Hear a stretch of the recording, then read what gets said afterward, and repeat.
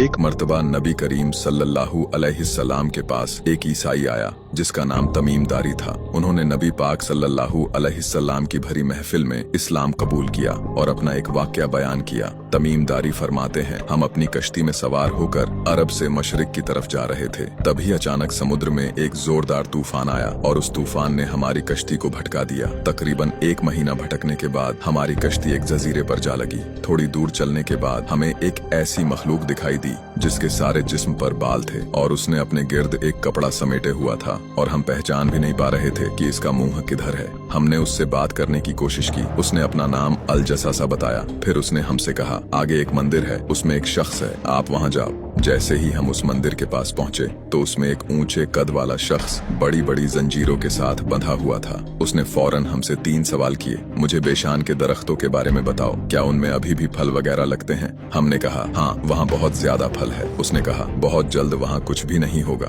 फिर उसने कहा, मुझे तिब्रिया की झील के बारे में बताओ, क्या वहाँ अभी भी पानी मौजूद है? हमने कहा, हाँ, वहाँ बहुत पानी है। उसने कहा, बहुत जल्द वो भी खुश्क हो जाएगा। सबसे आखिर में उसने कहा, मुझे उस उम्मी पैगंबर के बारे में बताओ, क्या वो आ गया है? हमने कहा, हाँ, वो आ गया है और फिलहाल मदीना में है। उसने कहा, क्या वो वाकई मदीना में है? फिर उसने अपने बारे में बताया। उसने कहा, मेरा नाम दज्जाल है और मैं बहुत जल्द यहाँ से आजाद कर दिया जाऊंगा।